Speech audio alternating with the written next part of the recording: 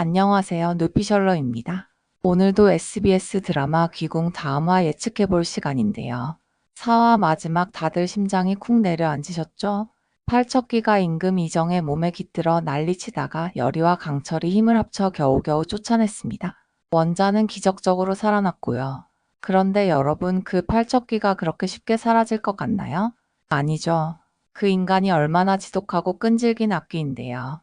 자, 그럼 5화 어떤 일이 벌어질지 제 뇌피셜 시나리오 오늘도 풀가동해 봤습니다. 같이 한번 들어가 보시죠. 칠흑 같은 어둠이 깔린 대비의 방. 팔척기가 걸을 빠져나간 그날 밤. 고요함 속에서도 걸 사람들은 어딘지 모르게 가슴이 쿵쿵 뛰고 있었죠. 언제 다시 그 재앙이 찾아올지 모른다는 두려움 때문입니다. 바로 그때 풍산이 대비를 찾아와 머리를 조아리며 말합니다. 원자를 천지 장군께 바치셔야 합니다. 섬뜩하죠? 무당을 부르지도 못하는 나라, 음사를 금지한 왕의 법도 아래 백성의 핏줄을 신에게 바치겠다는 이 폭주. 풍사는 말합니다. 이대로라면 그 악기는 반드시 돌아옵니다. 왕실의 피가 저주를 끌어들이고 있어요. 지금 원자를 제물로 바치지 않으면 우리 모두 끝장입니다. 이 말을 들은 대비의 표정은 굳어버립니다. 이 나라를 지키기 위해서라면 손자가 제물이 되어도 괜찮다는 걸까요? 아니면 그 말을 빌미로 누군가를 이용하려는 걸까요? 그 시각 여리와 강철이는 궐을 떠나 내불산으로 향하고 있습니다. 강철이는 투덜거리죠. 내가 왜 이런 꼴을 당해야 해? 허약한 인간의 몸 밥도 먹어야 하고 오줌도 넣어야 하고 차라리 다시 이무기로 돌아가고 싶다.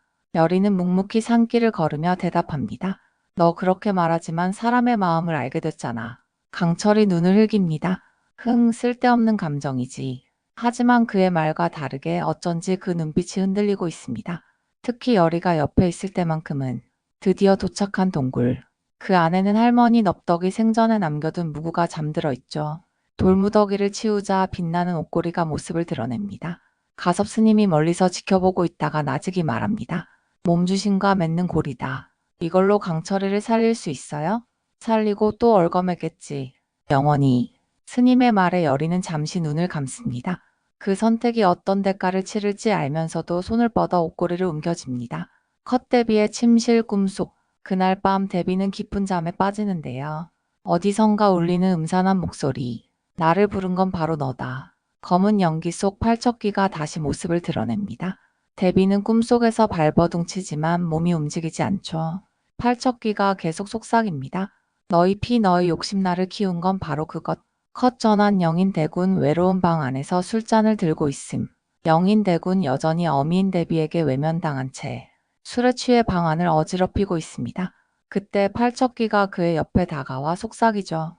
분하냐, 내 어미가 너를 쓸모없는 놈이라 부르는 게. 영인대군의 눈동자가 흔들립니다. 팔척기가 살짝 그의 얼굴을 쓰다듬어요. 너의 분노 나에게 맡겨. 내가 풀어주마. 붉은 기운이 영인대군의 몸속으로 파고듭니다.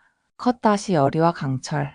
여리와 강철이 궐로 돌아오자 풍산이 군사들을 동원해 두 사람을 붙잡으려 합니다. 무당은 도성에 들어올 수 없다. 하지만 여리는 그 애체, 즉 경기석으로 만든 안경을 꺼내어 말합니다. 왕실 안에 신기를 품은 자가 있습니다. 이걸 쓰고 있어야 악귀로부터 보호받을 수 있어요.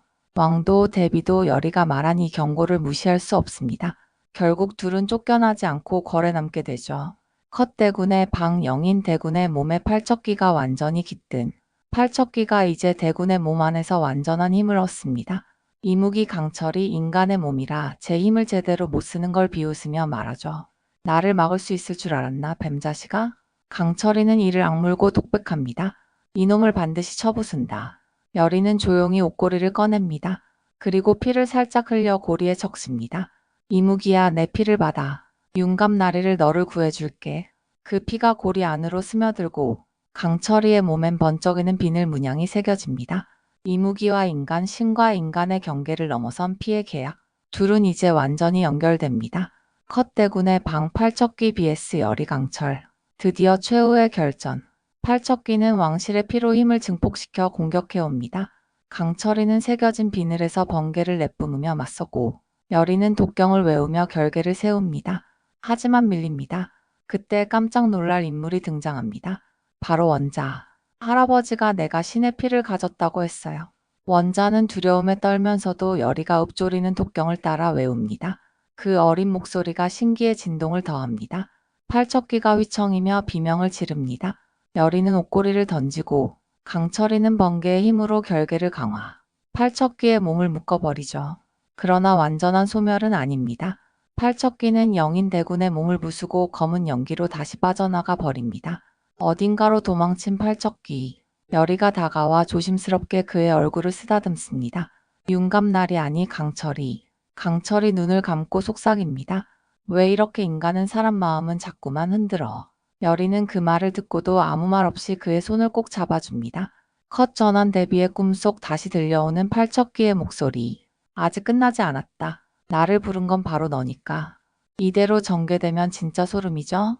이무기와 인간의 피해 계약, 원자의 신기각성, 그리고 아직 끝나지 않은 팔척귀의 저주까지.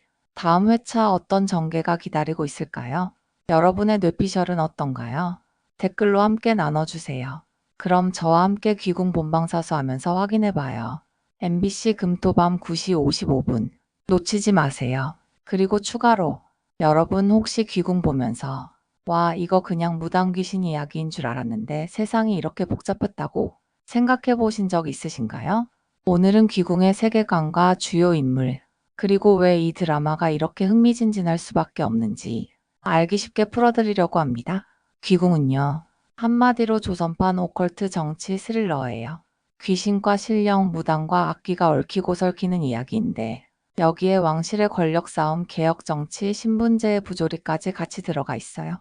그러니까 그냥 단순하게 귀신 나오고 무당 나오는 그런 드라마가 아니라 정치와 운명 그리고 인간의 욕망이 어떻게 악기를 불러들이는지 그 과정을 아주 촘촘하게 그려내고 있는 거죠. 등장인물들을 보면 더 선명해집니다. 먼저 윤갑 서울 출신 검서관. 몸은 약골인데 머리는 천재. 왕의 총애를 받는 인물이죠. 근데 이 사람 지금 악신 강철이한테 빙의돼 있어요. 그리고 그 몸을 빼앗긴 상태에서 자기 몸 안에서 이무기가 날뛰는 걸 그대로 느끼고 있는 상황입니다. 그리고 열이 애체안경장인이자 영매. 조모가 조선 최고의 만신 넙덕. 어린 시절부터 신기가 넘쳐서 장차 큰 무당이 될 아이라 불렸는데요. 하지만 열이는 그 운명을 거부한 사람이에요. 내가 왜 굳이 무당이어야 하냐? 평범하게 살고 싶다. 그래서 애체장인이 됐죠. 근데 운명은 얄궂습니다. 어릴 적 자신을 구해줬던 윤갑도령.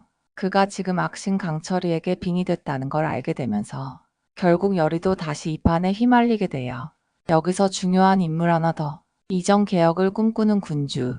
어린 나이에 왕이 돼서 나라를 제대로 바꿔보려고 하고 있어요. 근데 그의 아들 원자가 광증에 걸렸습니다. 그 아이의 몸에도 악귀가 깃든 거죠. 근데 이 나라가 어떤 나라입니까? 음사무당을 쓰는 일을 법으로 금지한 나라. 왕이 무당을 부를 수가 없는 거예요. 그래서 열이와 윤갑아니, 열이와 강철이가 이 판의 중심으로 들어올 수밖에 없는 구조예요. 그리고 강철이 용이 되지 못한 이무기. 1000년 동안 수행해서 이제 막 승천하려던 순간 한 인간 아이가 그 모습을 봐버리는 바람에 용이 되지 못하고 땅에 떨어진 존재예요. 그래서 인간들을 증오해요. 그 증오가 너무 깊어서 악신이 돼버렸습니다. 그런데 그 강철이가 윤갑의 몸에 들어가더니 이 인간이라는 생물에 대해 처음으로 흔들리고 있어요. 왜 이렇게 인간은 마음을 흔들어? 열이와 마주칠 때마다 자기도 모르게 가슴이 저릿해지는 강철이. 그래서 더 복잡한 거죠. 증오와 설렘이 동시에 있는 가장 찌질하고도 애틋한 악신. 그리고 이 모든 인물들의 중심에는 팔척귀가 있습니다. 팔척귀는요, 왕실의 깊은 원한을 품고 있는 악귀예요. 그 존재가 왕실의 피를 먹이 삼아 점점 더 강해지고 있죠. 어떤 식으로든 왕실을 무너뜨리려 하고 있어요. 그래서 원자를 노리고 영인 대군의 몸까지 차지하려는 상황입니다. 여기서 흥미로운 포인트는 사람들이 악귀를 부르지 않아도 그들의 욕망과 원한이 스스로 악귀를 불러들인다는 설정이에요. 이 나라가 가진 구조적인 모순과 인간들의 욕심과 미움이 바로 악귀의 먹잇감, 윤갑과 열이, 그리고 강철이까지 각자의 사연과 운명이 얽혀서 결국 이 악귀와 싸울 수밖에 없는 이야기. 그래서 귀궁을 보면 귀신과 무당 이야기인 동시에 사람과 사람 사이의 이야기이기도 해요. 누구도 완벽하게 선하지 않고 누구도 완전히 악하지 않은 세계. 그 틈에서 사람이 사람을 어떻게 망가뜨리고 또 어떻게 구하려 하는지가 중심에 있어요. 이 구조가 너무 촘촘해서 보면 볼수록 빠져들 수밖에 없는 거죠. 이게 바로 귀궁의 세계관입니다. 다음화 어떻게 전개될지 우리 같이 예측하면서 기다려봐요.